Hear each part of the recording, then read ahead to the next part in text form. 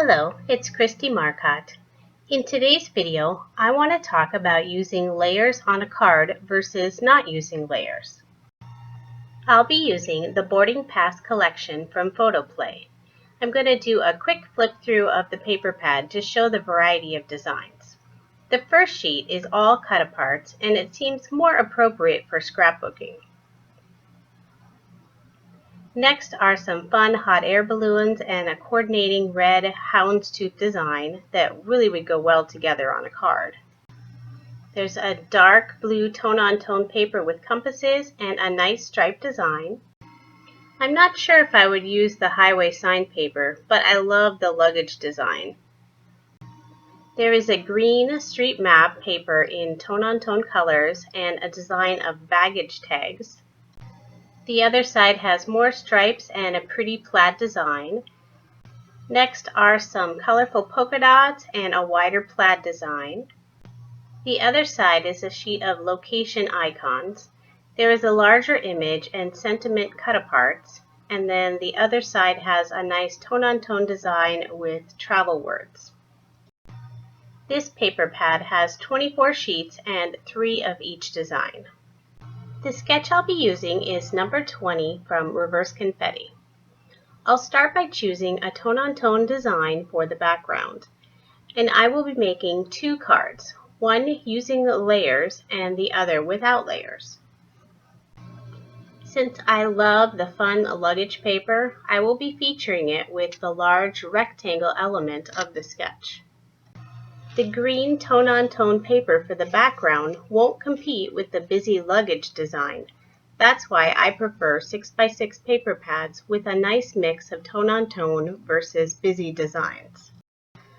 Now I'm trying to select a paper for the wide strip at the bottom of the card.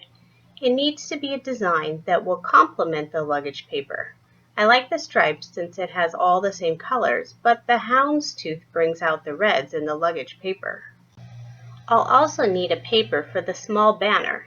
If I choose a design that has too many colors or is too busy, it will get lost on the card. The dark blue tone-on-tone paper with the compass would add nice contrast. I still haven't decided which papers to use yet. Sometimes it's best to just try out different combinations to see which one looks best. Since I know which papers I'm using for the background and the large rectangle element, I'll go ahead and cut those according to the measurements. This sketch did not include measurements, so I figured them out myself for an A2 size card. By the way, I always share sketch measurements on my blog. The link is in the description below. At this point, I'm just trying to figure out different paper combinations. I really want the luggage paper to be the main focus, so I'm looking for papers that won't compete with it. It's okay to use multiple pattern papers on a card, but I try not to have too many busy designs together. Although including some matting layers will make it easier to mix different patterns together, since it will add nice contrast between the patterns. I decided to pass on the striped paper and decided to use the blue compass paper for the 1.5 inch strip. It will really help the fun luggage paper be the main focus.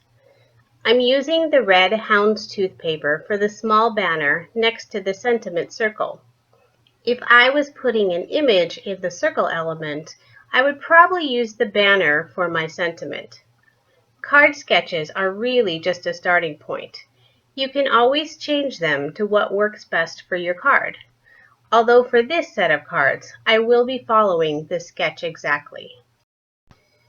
I am first assembling the card without layers. I always put together the card front before adhering it to a card base. That way, if I decide to add something at the end, like brads, I won't have to try to take apart my card. After gluing the 1.5 inch strip to the card, I realized I had put it too low. Luckily, I was able to remove it without ripping the paper.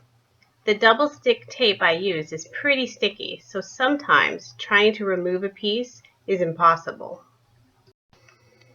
Having a card sketch with measurements can be super helpful for quick card assembly. And since most sheets in a 6x6 paper pad coordinate together, they are ideal for card making. I could just leave the small rectangle piece plain, but I like to cut smaller pieces into banners. I cut a short notch in the middle, then cut from the corner to the end of the notch. I flip the piece over and cut again, so now I have even tails of a banner. I used a circle die cut from Spellbinders to cut out the circle for the sentiment. The sentiment stamp is from My Favorite Things, and it seemed perfect for a travel-themed card. Sending extra love your way. I could use some dimensional adhesive for the sentiment, but decided to keep the card flat instead. It's always nice not to have to pay extra postage to mail a card. Other than adhering the card front to a card base, the first card is all done. Since I made sure to use papers that didn't compete with each other, the overall finished look is good. But now, let's make another card, this time adding some matting layers. For the black layers, I will cut the pieces 1/8 of an inch larger than the measurements on the sketch, all except for the background. The black layer for the background is 4 1/4 inches by 5 1/2 inches, and the green piece is 4 1/8 inch by 5 3/8 inches. The black cardstock I use is the Recollection brand from Michaels. It's a 65-pound weight and comes in a pack of 50 sheets. It goes on sale all the time, so that's when I stock up. I like it because of the lighter weight, since it won't add a lot of extra bulk to my card. The tape runner I use is the Scotch ATG. It's the 1/4 inch tape gun. I buy generic tape refills from either Tape Jungle or Tape Depot, and I've never had a problem using the generic brand.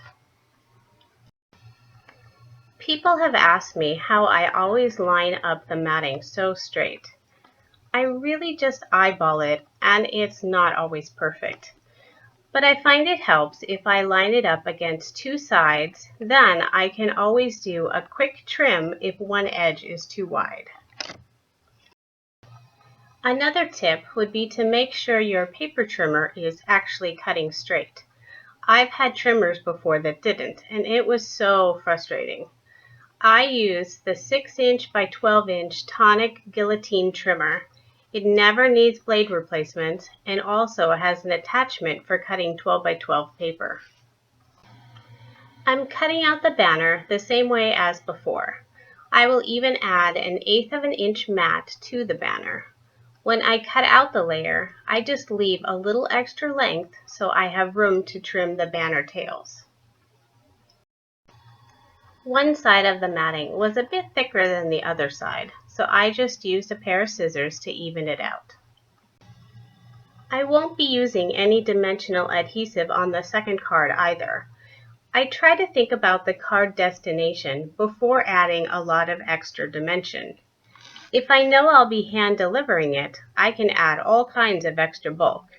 But for cards I plan to mail or cards I donate, I try to keep them on the flatter side. I cut out a black circle using the next size up of my Spellbinders circle die cuts. I believe it is 1/4 of an inch larger, which then leaves 1/8 of an inch matted layer. Other brand die cuts may have different sizes for their nesting circles. Here are the finished cards. The card without layers is nice, but the card with layers really pops in comparison. Whether I give my card to my own mother or a complete stranger at a retirement home, I want them to see I didn't just slap papers together. I used good products and made sure it was the best that I could make. For me, adding layers makes a big difference. Everyone has their own style of card making, and I think you have to find what works best for you. But perhaps there is just a little something to change your card from a nice card to a wow card.